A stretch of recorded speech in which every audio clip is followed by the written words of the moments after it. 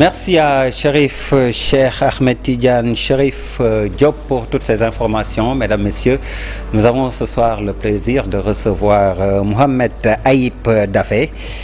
Il est président du groupe parlementaire de PASTEF à l'Assemblée nationale. Ayib Daffé, bonsoir. Bonsoir, Der. Alors, avec vous, on va parler de la levée de l'immunité parlementaire du député Farba Ngom, de la reddition des comptes en général, et de la situation socio-économique du pays. Alors, comme l'actualité est occupée par cette levée d'immunité parlementaire de l'honorable député Farba Ngom, on commence par ce sujet avec ses avocats qui, tout à l'heure, lors d'une conférence de presse, ont dénoncé une procédure biaisée et invitent donc les collègues députés de Farba Ngom, dont vous, à ne pas voter la levée de l'immunité parlementaire du député. Vous allez accéder à leur demande? Bon, je ne peux pas me prononcer au nom de tous les députés, mais je devrais d'abord préciser que la procédure qui a été suivie respecte la Constitution et les dispositions du règlement intérieur. Mais ce n'est pas ce que Maître Aïssata Tall Sall a dit. Ce n'est pas également Djimo Soumaré qui vous a précédé ici. Ce n'est pas ce qu'ils soutiennent. Effectivement, bon, ils sont dans leur rôle de politiciens et de défenseurs. Maître Aïssata Sall a enfilé sa robe d'avocat pour défendre son client. Mais on doit quand même faire un certain nombre de précisions. Tout d'abord, dans cette procédure, l'Assemblée nationale a été saisie le 10 janvier. Ça fait presque 2 semaines que la procédure a été enclenchée par une lettre du ministre de la Justice.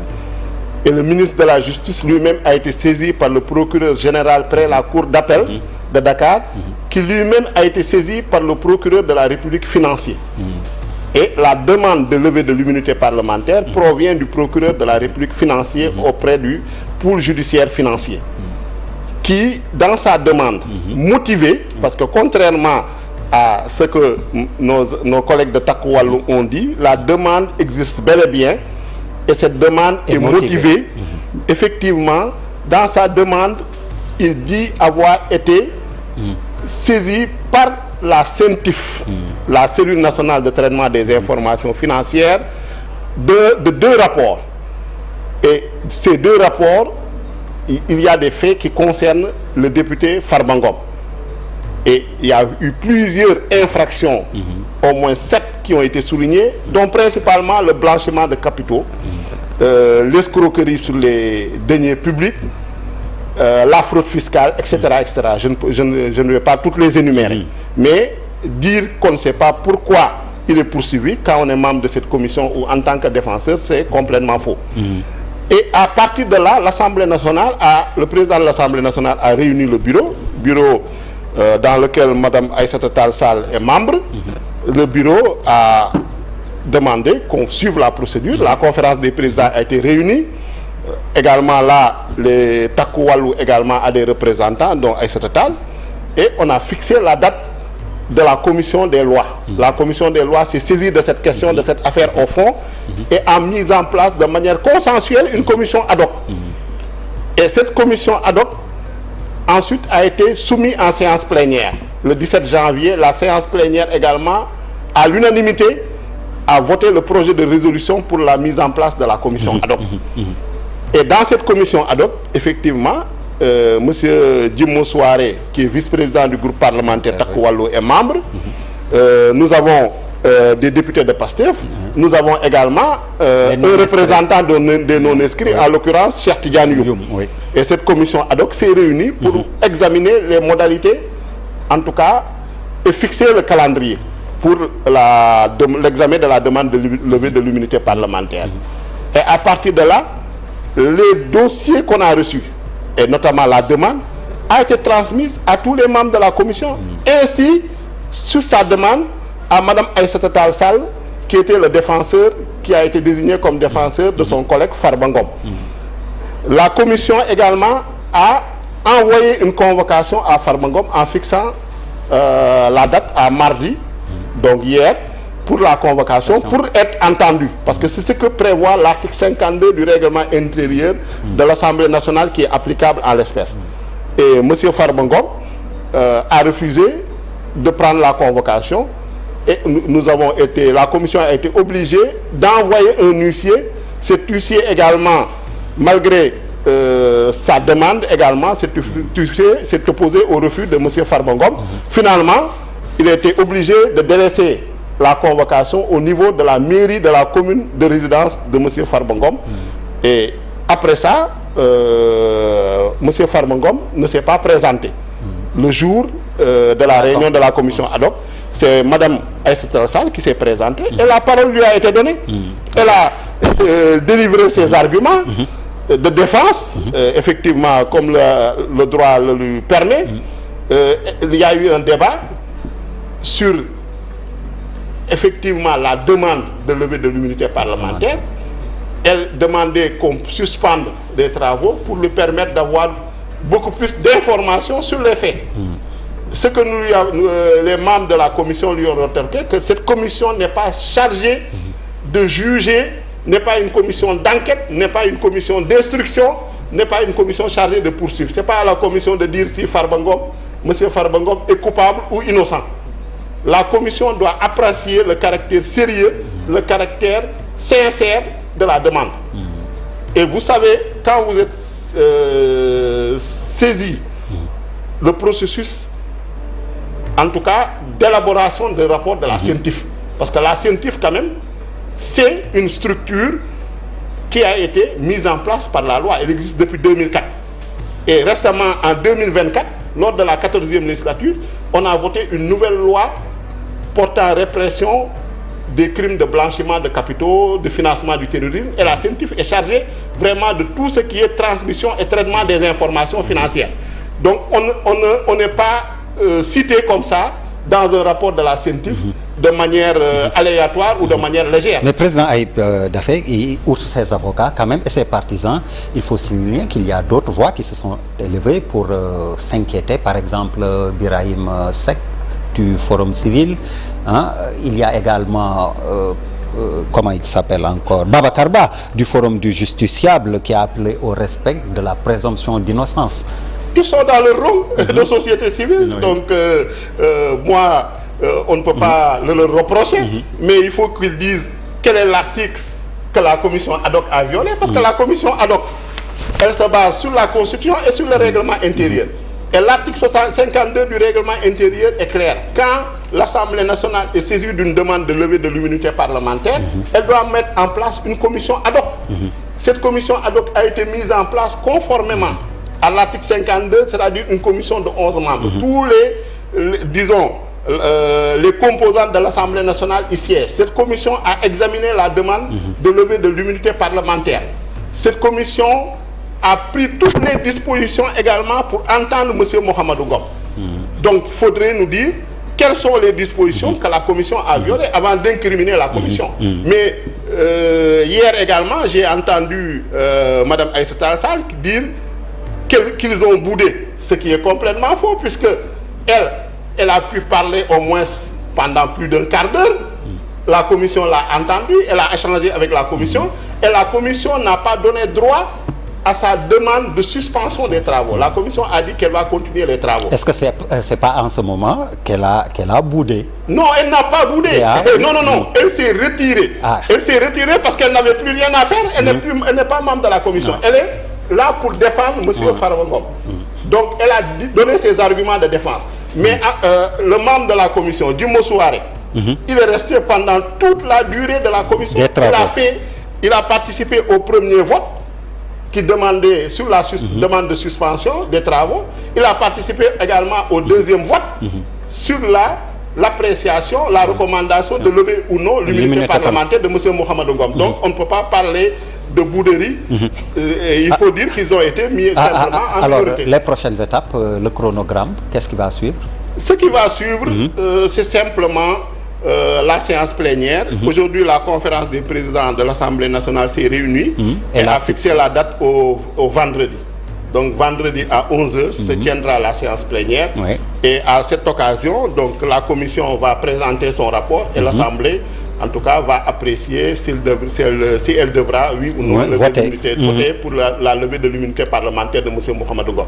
Encore une fois, en tout cas, j'ai entendu beaucoup de désinformation, beaucoup d'intoxication, beaucoup de manipulation, mais en l'état du droit, toute la procédure a été respectée et il n'y a pas eu de précipitation, il n'y a pas eu d'empressement, il n'y a pas eu d'acharnement. Il faut dire que c'est le caractère peut-être spécifique des délits qui sont visés, parce qu'il y a une loi de 2024 sur le blanchiment de capitaux. Donc avec également, il y a les rapports de la CENTIF, il faut le dire également, c'est des rapports confidentiels. Il y a des informations, en tout cas, qui sont protégées pour préserver la vie privée également des personnes qui sont citées. Parce qu'en l'occurrence, Farba Ngom, actuellement, il n'est pas jugé. Il n'a même pas été entendu. Donc il faut également protéger sa vie privée, il faut également protéger son honorabilité et il jouit de la présomption d'innocence. Alors, comment protéger la liberté d'expression quand on sait qu'aujourd'hui, Oumar Sow, ancien conseiller spécial du président Macky Sall, et le chroniqueur de la Sen TV, Abou Diallo, ont été placés sous mandat de dépôt par le procureur de la République. Une information que l'on tient de maître Aboubakri Barrow, leur avocat, et ils seront jugés lundi en flagrant délit. Ayib Daffé, et ils ne sont pas les seuls. Il y a Moustapha Diakhaté et bien d'autres dans ce cas. Est-ce que ce que vous avez beaucoup décrié sous le régime de Macky Sall, la liberté d'expression n'est pas menacée à ce rythme? La liberté d'expression n'est pas le libertinage d'expression, si je peux en tout cas emprunter ce terme. La liberté d'expression également n'est pas un permis de dire, en tout cas de faire des invectives, d'insulter, d'injurier et surtout de saper les fondements de l'unité nationale ou de l'intégrité territoriale. Parce que également, au-delà de cette liberté d'expression également, qui doit être protégée par des lois, par également le pouvoir judiciaire, il y a également tout ce qui nous lie. On ne peut pas, sur la base également simplement d'une appartenance politique ou sur la base également d'une opposition à un pouvoir ou à un régime, se permettre de dire tout et n'importe quoi. Et notamment de donner de fausses informations sciemment, de donner également, de formuler des propos ethnicistes ou régionalistes, donc tendant à troubler l'ordre public ou à soulever en tout cas une partie de la nation contre une autre partie de la nation. Donc cela est totalement inacceptable. Et je pense maintenant, comme ils sont livrés à la justice, ils seront jugés très rapidement, puisque vous parlez de flagrant délit. Oui, lundi. D'apprécier si oui ou non ils sont coupables des faits pour lesquels ils sont poursuivis. Alors, le secteur de la presse également en crise. Il y en a bien d'autres. On va les évoquer dans le chapitre socio-économique. On y est déjà d'ailleurs avec le CEDEPS, le patronat de presse, qui était face à la presse, justement pour une conférence de presse. C'était aujourd'hui et qui a interpellé le chef de l'État sur la situation actuelle des médias. Et ils ont appelé à une large concertation pour dépasser cette crise, mais aussi ils ont demandé au président Bassirou Diomaye Diakhar Faye de tout faire pour que le code de la presse soit entièrement respecté. Alors pour ce qui est de cette crise dans le secteur de la presse, il y a beaucoup qui risquent de mettre la clé sous le paillasson. Les nouvelles autorités ont la responsabilité de sauvegarder, de préserver les emplois. Ayib Daffé. Oui, les nouvelles autorités effectivement ont cette responsabilité, mais cette responsabilité incombe en premier lieu aux employeurs du secteur de la presse. Parce que c'est eux qui sont responsables de la gestion de leurs entreprises de presse. Et cette gestion de ces entreprises de presse, elle peut être faite de manière conforme au texte, elle peut être faite de manière viable, mais quand vous rencontrez des difficultés, que ce soit des difficultés économiques, des difficultés financières, il faut analyser d'abord votre propre gestion. Est-ce que ces difficultés-là sont d'ordre interne ou est-ce qu'elles sont liées à l'environnement du secteur? Parce que quand même, il y a eu un boom, une explosion, en tout cas une augmentation très importante des organes de presse. Est-ce que tous ces organes-là sont viables dans le contexte économique dans lequel nous sommes? Est-ce que le business model qui est employé également, ce business model-là, il est viable? Donc ce sont des questions que nous devons nous poser. Mais la responsabilité incombe en premier lieu aux acteurs du secteur. Donc il faut qu'ils fassent leur introspection, voir au sein de ce secteur-là les acquis, les bonnes pratiques, les valoriser et voir également ce qui doit être assaini, ce qui doit être amélioré pour rendre ce secteur-là beaucoup plus viable, pour rendre ce secteur-là beaucoup plus efficace, attractif, pour rendre ce secteur-là beaucoup plus performant. Maintenant, l'appui de l'État, il doit être constant. Je pense que l'État s'emploie à travers l'aide à la presse, à travers d'autres canaux. Mais on ne peut pas dire que tel secteur, par exemple, qui est faible ou tel secteur peut-être qui est dans le coma, doit être mis sous perfusion éternellement. Ce n'est pas viable, ce n'est pas durable. Donc je pense qu'il faudrait que l'État, les acteurs du secteur de la presse s'assoient autour d'une table et puissent trouver les véritables solutions à cette crise qui n'est pas conjoncturelle. C'est une crise qui est structurelle. Mais justement, Ayib Daffé, c'est là où je voulais en venir et convoquer cet adage Wolof qui dit Tombel Waral Aïgaf, mais c'est sous votre magistère que ce secteur connaît ses problèmes ou en tout cas sont exacerbés à ce point. Mais il y a d'autres secteurs comme le BTP. Il y a également la flambée des denrées de première nécessité pour l'entrée de plein pied, comme je disais, dans le chapitre socio-économique. Je vois la une du Soleil aujourd'hui, hausse répétitive des prix des denrées de première nécessité, une volatilité qui déroute les ménages. Voilà, ce sont des urgences qui sont là et on dirait que le nouveau régime peine à trouver des réponses. Le nouveau régime est en train de trouver des réponses, d'apporter des réponses. Et les réponses, en tout cas, le Premier ministre et le Président de la République ont eu à le dire à plusieurs reprises. On ne doit pas faire du saupoudrage. On ne doit plus être dans une logique de dépense, mais il faut qu'on soit dans une logique de résultat. Et l'agenda national de transformation, la vision Sénégal 2050, contient les réponses, contient les solutions aux problèmes auxquels les Sénégalais sont confrontés. Donc ces problèmes-là socio-économiques. Oui. Ces problèmes, on ne peut pas dire que nous les avons créés. Ces problèmes on les a trouvés ici, mais c'est la responsabilité de l'État, c'est la responsabilité du gouvernement d'apporter des solutions durables, d'apporter des solutions justes, d'apporter des solutions équitables à ces problèmes-là. Et ces problèmes ne datent pas d'aujourd'hui. Pourquoi, depuis lors, elles n'ont pas été réglées? La dernière fois, je pense Ayib Daffé, vous avez été élu pour ça. Non, bien sûr, c'est ce que je dis. Pourquoi elles n'ont pas été réglées? Parce qu'on a voulu chaque fois contenter. Par exemple, vous prenez le cas du secteur de la presse. Le secteur de la presse, la crise ne date pas d'aujourd'hui. Combien de fois les agents qui sont sur le terrain se plaignent de la précarité de leur contrat? Combien de fois ils se plaignent de la modicité de leur salaire ou même l'absence de statut au sein des entreprises de presse?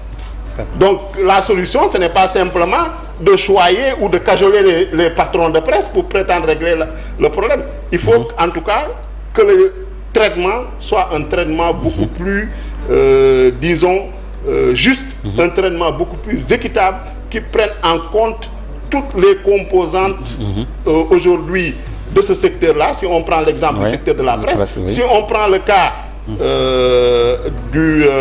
des prix des denrées de première nécessité, le gouvernement a fait d'importants efforts. Il y a eu 140 milliards qui ont été injectés pour une baisse des prix. Même si on constate par-ci par-là des difficultés pour maintenir le niveau de ces prix-là. Mais le gouvernement est en train d'apporter des réponses, notamment en centralisant les achats de certaines denrées de première nécessité ou bien une annonce du président de la République effectivement, lundi, donc, et du ministre de l'Industrie et du Commerce ils sont en train de s'employer. Et en tout cas, d'autres mesures seront apportées et le président a insisté sur l'impératif de maintenir les prix à leur juste niveau, qu'il n'y ait pas d'inflation, qu'il n'y ait pas en tout cas de spéculation, qu'il n'y ait pas de pratiques anticoncurrentielles ou de pratiques déloyales. Et là, il faut une surveillance accrue, notamment par les services du commerce au niveau le plus déconcentré ou au niveau le plus décentralisé. Alors pour la rationalisation des dépenses de l'État, vous l'avez dit, le président l'a annoncé lundi, la centralisation des achats à travers une agence. Mais également, il a parlé d'un État contraint et aussi aux marges de manœuvre quasi nulles. Hein? Quasi inexistantes. Oui, voilà. C'est pour être fidèle à ce qu'il a dit. Est-ce que c'est dans ce cadre que nos confrères de Walf révèlent que la vente de l'avion présidentiel est agitée pour faire face aux difficultés financières de l'État? C'est une information que vous pouvez... Non, je ne peux pas confirmer l'information de Walf sur la vente de l'avion présidentiel. Mais ce que je peux dire, c'est que je crois que on est face à des dirigeants courageux, des dirigeants qui ont choisi de mettre en avant la transparence, des dirigeants qui ont choisi de mettre en avant la vérité, de dire la vérité aux Sénégalais. En tout cas, sur la gestion macroéconomique, sur la gestion financière. Parce que l'audit des finances publiques que le Premier ministre avait présenté, beaucoup de personnes sceptiques ou critiques avaient dit que le Premier ministre n'avait pas le droit de donner la situation financière du Sénégal. Et même si cette situation financière n'est pas bonne, elle ne devait pas la présenter telle qu'elle. Mais pourquoi il l'a présentée? C'est pour dire aux Sénégalais que nous avons trouvé une situation financière catastrophique, chaotique, mais que nous employons tous les moyens pour redresser la situation et mener le Sénégal à cette aspiration d'un Sénégal souverain, juste et prospère. Donc la situation financière que nous avons trouvée à travers le déficit qui a été masqué, à travers une dette qui a été cachée, cette situation-là est connue des Sénégalais. Maintenant, il s'agit de redresser la situation, il s'agit vraiment de relancer l'économie nationale par des mesures de rationalisation des dépenses publiques, par des mesures également d'optimisation et d'amélioration des recettes. Et vous voyez que toutes les régies financières sont en train de faire de très bons résultats, que ce soit la douane, que ce soit les impôts et domaines, parce que certaines pratiques qui empêcher certains cadeaux fiscaux notamment, certaines pratiques également au niveau de la douane qui empêchaient la collecte de certaines recettes sont en train d'être combattues, sont en train en tout cas d'être éliminées pour permettre d'avoir de meilleures recettes, pour permettre à l'État d'avoir les moyens de faire face aux problèmes, aux besoins prioritaires des Sénégalais. Je pense que tant que nous ne maîtriserons pas le financement de notre développement, parce que c'est ça la grande bataille, la bataille du financement. Parce que les besoins sont connus, le diagnostic est fait, les solutions également pour la plupart elles sont connues. Mais faudrait-il trouver les moyens de les financer? Et surtout l'emploi des jeunes. Surtout l'emploi des jeunes. Tout à fait. Surtout l'emploi des jeunes. Quand on parle d'un Sénégal souverain, juste et prospère, la souveraineté d'abord, c'est compter sur ses propres forces, sur le plan économique, sur le plan financier. Et il y a beaucoup de mesures, en tout cas, qui ont été prises. Il faudra bien les expliquer aux Sénégalais, parce que le Premier ministre l'a dit la dernière fois, on va faire en sorte qu'on paye, que beaucoup de... c'est-à-dire qu'on puisse alléger l'impôt, mais qu'on élargisse l'assiette. Parce que si l'impôt ne pèse que sur une minorité de salariés ou de travailleurs du secteur informel ou formel, effectivement, le fardeau sera lourd. Mais si on parvient à l'étendre, parvient à lutter contre l'incivisme fiscal, parvient à lutter contre la fraude fiscale, l'État aura beaucoup plus de moyens pour faire face. Et également, l'autre aspect important, c'est la lutte contre la corruption et de favoriser la transparence. Parce qu'il y a beaucoup de nos ressources qui sont dilapidées à travers des pratiques de corruption, de concussion, de détournement de deniers publics. Et ça également, c'est quelque chose qu'il faudra, sur lequel il faudra insister pour qu'on puisse avoir un État qui a les moyens de ses ambitions. Merci beaucoup. Donc voilà. Merci beaucoup Mohamedou Ayib Daffé. Merci. Président du groupe parlementaire PASTEF à l'Assemblée nationale. Merci à vous également, messieurs, de nous avoir reçus chez vous, mesdames, messieurs. Excellente suite de programmes sur la